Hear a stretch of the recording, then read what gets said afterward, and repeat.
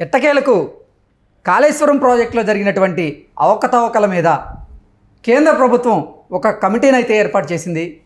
ఈ కమిటీ ఇచ్చేటువంటి రిపోర్టు కూడా ఎన్నికల నాటికి రాబోతోంది. ఈ నేపథ్యంలోనే సర్వత్రా ఒక వార్త అయితే చర్చనీయాంశంగా మారింది. నిజంగా కాళేశ్వరం ప్రాజెక్టులో అవకతవకలు గనక జరిగితే కల్వకుంట్ల కుటుంబం ఇక చెంచలగూడ జైలుకేనా అంటే అవుననే సమాధానం ఇస్తున్నారు కొంతమంది రాజకీయ విశ్లేషకులు. ఇక ఈ నేపథ్యంలో ఈ అంశానికి సంబంధించి మనతో మాట్లాడేందుకు ప్రముఖ సీనియర్ జర్నలిస్ట్, ప్రముఖ రాజకీయ విశ్లేషకులు సిఎస్ రావు గారు మనతో ఉన్నారు. ఆయనతో మాట్లాడదాం. Sir hi sir. Hello Krishna. Sir, Kaleshwaram ప్రాజెక్టులో జరిగినటువంటి అవకతవకల మీద కేంద్ర ప్రభుత్వం ఒక కమిటీని అయితే ఏర్పాటు చేసింది. ఆ కమిటీ అతి త్వరలోనే ఒక రిపోర్ట్ని కూడా ఇచ్చే అవకాశం ఉన్నట్లు కూడా కొన్ని వార్తలు వస్తూ ఉన్నాయి. ఏంటి సార్, ఆ నిజంగా కాళేశ్వరంలో గనక అవకతవకలు జరిగితే కల్వకుంట్ల కుటుంబం పరిస్థితి ఏంటి అంటే ఏం చెప్తారు? ఇప్పుడు అవకతవకలు జరిగితే కాదు, దాంట్లో అవకతవకలు జరిగినాయి, ఏ మోతాదులో జరిగినాయి అనే దాని మీద మాత్రం సందేహాలు ఉన్నాయి.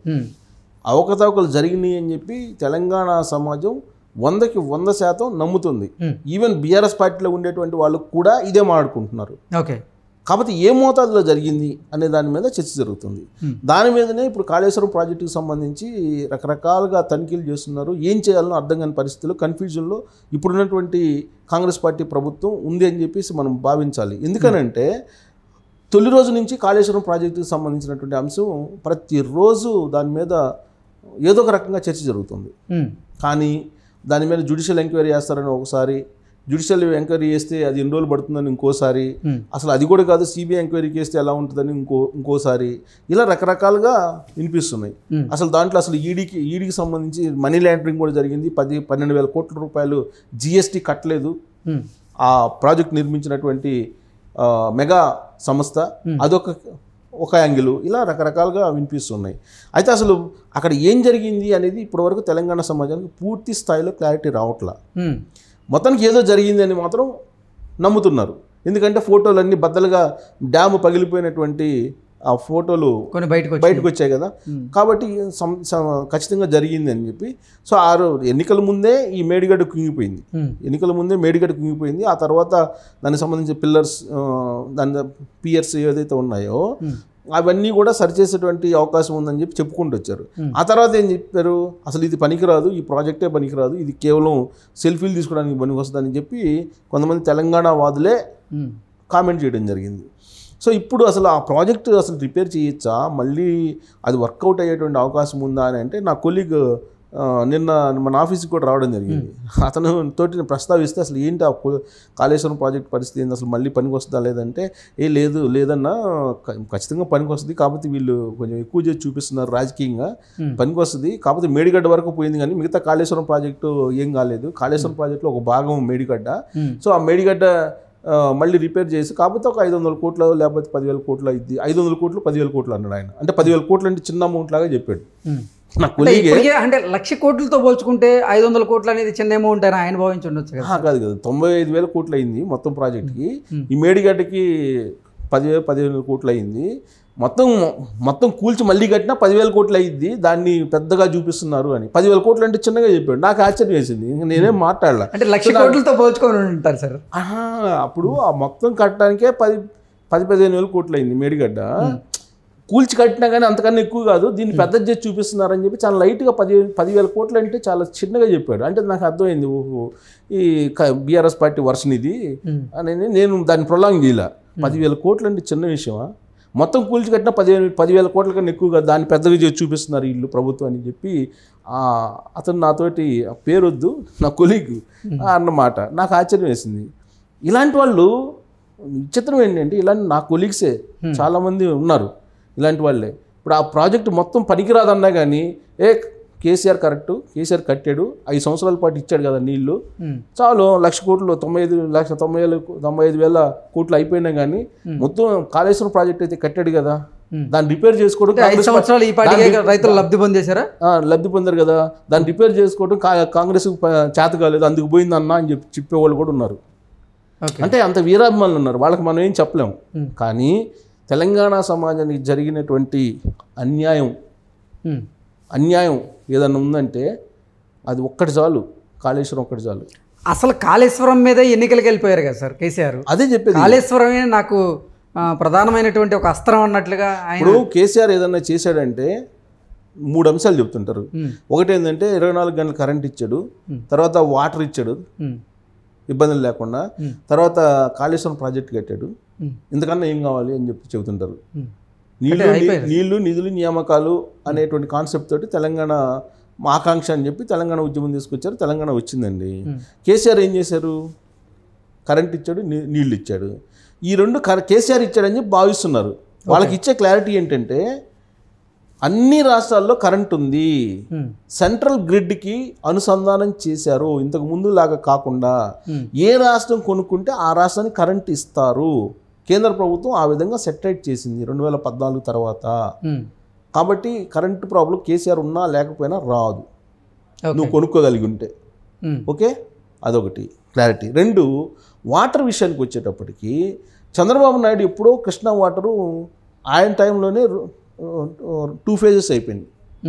మిగతాది కంటిన్యూ చేశాడు కేసీఆర్.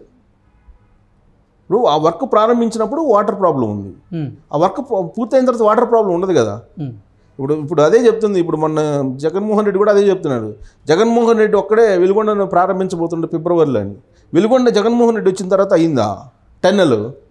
నాకు తెలిసి నేను వార్తలో రిపోర్టింగ్ చేసినప్పుడు, పేపర్ రిపోర్టింగ్ చేసినప్పుడు 2004 అనుకుంటా, 4 ఆ ప్రాంతంలో 20 years బ్యాక్ టన్నెల్ తీసుకొచ్చి అక్కడ విదేశాల నుంచి టన్నెల్ తీసుకొచ్చి దానికి అండర్ గ్రౌండ్లో కెనాల్ దవ్వుతున్నారని చెప్పి న్యూస్ రాసింది మేము. అప్పటి నుంచి చేస్తుంటే ఇప్పుడు పూర్తయింది అది. జగన్మోహన్ రెడ్డి మొత్తం కట్టేశాడు వెలుగొండని చెప్పి ఇప్పుడు ప్రచారం చేస్తున్నారు. మొత్తం అతనే వచ్చి పూర్తయింది, అతను లేకపోతే పూర్తి కాదని. అంటే ఎవరి అభిమానులు వాళ్ళు చేసుకోవచ్చు. దాని వెనక జరిగినటువంటి కృషి అప్పటి వరకు ఎవరు చేశారు వాళ్ళని కూడా గౌరవించాలి. ఎందుకంటే 2004లో నాకు బాగా గుర్తు, 2004లో చంద్రబాబు నాయుడు ఓడిపోయాడు, రాజశేఖర రెడ్డి ముఖ్యమంత్రి అయ్యారు. అయిన సందర్భంగా రాహుల్ గాంధీ ఒక మాట అన్నాడు. ఏమన్నారంటే, చంద్రబాబు నాయుడు చేసినంత వరకు చేశాడు, చంద్రబాబు నాయుడు మీరు విమర్శించొద్దు, అతను ఎంతవరకు చేయగలరో అంతవరకు చేశారు, అందుకన్నా మీరు మెరుగ్గా చేయాలని ప్రయత్నం చేయండి, చంద్రబాబు నాయుడు విమర్శించొద్దు అని చెప్పి రాహుల్ గాంధీ ఆ రోజు చేసినటువంటి కామెంట్. సో అలానే ఇప్పుడు వాటర్ ఇచ్చాడు కేసీఆర్ అని అంటే, అప్పటికప్పుడు ఈ కేసీఆర్ వచ్చి ఆ 2-3 సంవత్సరాల్లో మొత్తం ప్రాజెక్టు కట్టేసి కెనాల్స్ వేసేసి పైపులు వేసేసి నీళ్ళు ఇచ్చాడా?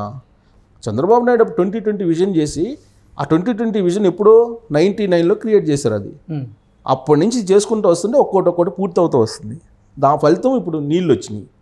అది 2 ఈయన వచ్చిన తర్వాత చేసింది ఏదన్నా ఉందంటే ఒకటి కాళేశ్వరం ప్రాజెక్ట్. దాని పరిస్థితి ఏందో ఇప్పుడు అర్థమవుతుంది. దీని మీద ఇప్పుడు ఎంక్వైరీ చేయాలి. ఎంక్వైరీ చేయాలంటే ఫైళ్ళు కావాలి. ఫైల్ కావాలంటే ప్రభుత్వం మారంగానే ఫైళ్ళు రాత్రి మాయమైపోయినాయి, కాలిపోయినాయి కొన్ని. దానికి సంబంధించినటువంటి అధికారులు ముందుకు వచ్చి చెప్పాల్సినటువంటి అధికారులు, ఒక ఆయనేమో రజత్ కుమార్ రిటైర్ అయిపోయారు, నాకు సంబంధం లేదని ఆయన రిటైర్ అయిపోయారు కాబట్టి వెళ్ళిపోయారు ఆయన. దానికి చెప్పాల్సినటువంటి స్మితా సబర్వాల్ ఏమో అసలు మీటింగ్లకు హాజరు కాకుండా తొలి రోజుల్లో అసలు ఈ ప్రభుత్వానికి నాకు సంబంధం లేదన్నట్టుగా వ్యవహరించారని చెప్పి ఆమె మీద విమర్శలు వచ్చినాయి. ఆకునూరు మురళి విమర్శించారు కదా. ఆ తర్వాత ఆమెనేదో పోస్టులో పంపించారు. ఇప్పుడు అక్కడ ఆ పోస్ట్ అయితే నాకు వద్దని చెప్పి ఆ మిషన్ భగీరథ, మిషన్ కాకతీయ నుంచి తొలగిపోయారు. ఆమె ఇప్పుడు ప్రణాళిక సంఘం కార్యదర్శిగా ఉన్నారు ఇప్పుడు ఆమె. సో ఇలాంటి పరిస్థితుల్లో అధికారులు చెప్పక, అక్కడ రిటర్న్గా ఫైళ్ళు లేక ఎంక్వైరీ ఎలా నడవాలి? నడిచే పరిస్థితి లేదు. దీంతో విజిలెన్స్ కమిటీ చేశారు. విజిలెన్స్ కమిటీ చేసి విజిలెన్స్ వాళ్ళు తనిఖీలు చేశారు. అడుగుపోయి విజిలెన్స్ వాళ్ళు తనిఖీలు చేస్తే వాళ్ళకేం అర్థమవుతుంది? ప్రైమరీగా అర్థమవుతుంది, మొత్తం 32,000 కోట్ల అవినీతి జరిగిందని చెప్పి వాళ్ళు తేల్చేశారు ప్రైమరీగా.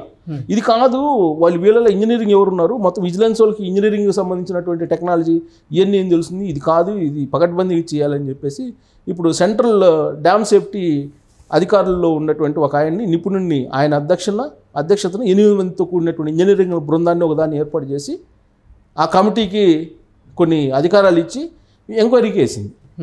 ఎంక్వైరీ చేసిన తర్వాత ఎంక్వైరీ చేస్తున్నారు. ఇప్పుడు ఎంక్వైరీ చేసిన తర్వాత ఏమవుతుంది?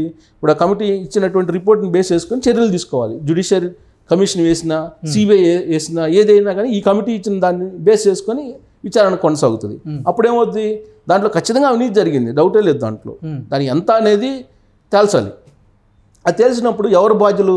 ముందు అధికారులు బాధ్యులు అవుతారు. ఆ తర్వాత కల్వకుంట్ల ఫ్యామిలీ ఒకవేళ కిట్ ప్రోకో కింద జగన్మోహన్ రెడ్డి లాగా దొరికితే అప్పుడు బయటకు వాళ్ళు చెంచల్గూడ జైలుకి వెళ్ళేటువంటి అవకాశం ఉంది, చెంచల్గూడ జైలుకి పంపిస్తానని కూడా హామీ ఇచ్చారు రేవంత్ రెడ్డి ఎన్నికల సందర్భంగా. సో కాబట్టి ఇదంతా ఎప్పుడు జరుగుతుంది, కమిటీ రిపోర్ట్ మాత్రం ఖచ్చితంగా లోక్సభ ఎన్నికల నాటికి వచ్చేస్తుంది, అంటే 1-2 నెలల్లో వచ్చే అవకాశం ఉంది. దాన్ని బేస్ చేసుకుని లోక్సభ ఎన్నికలకు వెళ్ళేటువంటి అవకాశం ఉంది. ప్రచారం కూడా దాన్ని ఆ కమిటీ ఇచ్చిన రిపోర్ట్ని బేస్ చేసుకుని చర్చలోకి పెడతారు, రాజకీయ చర్చలు. బీజేపీ పెద్దలు నిజంగా ఇక్కడ బీఆర్ఎస్కి అలాగే కేసీఆర్కి చెక్ పెట్టేందుకే ఇప్పుడు ఈ కమిటీని ఏర్పాటు చేశారా? ఈ కమిటీ కూడా కరెక్ట్గా ఎన్నికల ముందే రిపోర్ట్ ఇవ్వడానికి ప్లాన్ చేస్తుందని, దానికి ముందే అసలు అంటే కరెక్ట్గా ఎన్నికల ముందే ఎందుకు బీజేపీ ఇటువంటి ఉంచినటువంటి అవకాశాన్ని ఏ రాజకీయ పార్టీ వదులుకోదు. కేసీఆర్ చెప్పారు కదా, రాజకీయాలు చేస్తాము, మాదేమి మఠం కాదు కదా అని చెప్పారు కదా.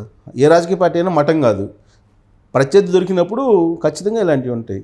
సో ఎన్నికల కమిటీ చేశారు, కమిటీ ఖచ్చితంగా ఎన్నికల నాటికి రిపోర్ట్ ఇస్తారు. ప్రైమరీ రిపోర్ట్ ఇచ్చినా కానీ దాని మీద చర్చ పెట్టి ఎన్నికలకు వెళ్తారు. లాస్ట్ టైం మేడిగడ్డ ఒక ఫోటోనే మార్చేసింది అధికారాన్ని, ఈసారి కమిటీ రిపోర్ట్ వస్తే మొత్తం బయటపడేటువంటి అవకాశం ఉంది కదా. దాని ద్వారా బీజేపీ లబ్ధి పొందాలని, దాని ద్వారా బీజేపీ లబ్ధి పొందిందా కాంగ్రెస్ లబ్ధి పొందిందా అనేది ప్రజలు నిర్ణయిస్తారు కదా. ముందైతే అది రిపోర్ట్ వస్తుంది కదా, ముందు బీఆర్ఎస్ పార్టీ చేసినటువంటి నిర్వాహకం ఏందనేది ప్రజల ముందుకు వస్తుంది కదా, అప్పుడు కాంగ్రెస్ పార్టీయా లేదా బీజేపీ అనేది ప్రజలు నిర్ణయించుకుంటారు. సో కాకపోతే వీళ్ళు మాత్రం ఇరుక్కోవటం కాదు, వీళ్ళు చేసినటువంటిది బయటపడటం ఖాయం. ఓకే, కర్మ అంతా వాళ్ళే అంటారు. అది కర్తకర్మ క్రియ అంతా వాళ్ళే కదా. తన రక్తం తన మెదడు నుంచి నేను మొత్తం చేశానని చెప్పాడు కదా KCR. Okay sir, thank you sir.